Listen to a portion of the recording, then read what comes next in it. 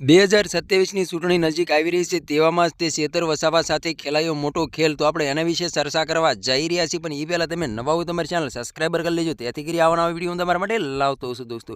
તો દોસ્તો તમને ખબર હતી કે જે ડેડિયાપાડાના શેતર વસાવા કિંગ તરીકે ઓળખાય છે અને જનતા માટે રાત દિવસ મહેનત કરી જનતાને ન્યાય પણ અપાવતા હોય છે દોસ્તો. તો તમને ખબર જ હશે કે જે ફોરેસ્ટ અધિકારીમાંથી જે હુમલો કરવામાં આવ્યો હતો, એ હુમલાના કેસની અંદર શેતર વસાવાની 7 વર્ષની સજા ફટકારવામાં આવી છે દોસ્તો. તો તમને ખબર જ હશે કે જ્યારથી શેતર વસાવા જેલમાં ગયા છે ત્યાર પછી સોશિયલ મીડિયા પર નત નવી ક્લિપો અને વિડીયો સામે મળી રહ્યા છે અને નત નવા ખુલાસાઓ પણ થઈ રહ્યા છે દોસ્તો. તો તમને ખબર જ હશે કે આખા ગુજરાતની અંદર ચાલે તો એક જ ચાલે, શેતરભાઈ ચાલે એવા નારા પણ લાગી રહ્યા છે અને જેલ કા તાલા તૂટેગા, શેતર વસાવા છૂટેગા એવા નારા પણ લાગી રહ્યા છે. સેતુભાઈ તમે આગે બઢો, હમ તમારી સાથ હે દોસ્તો.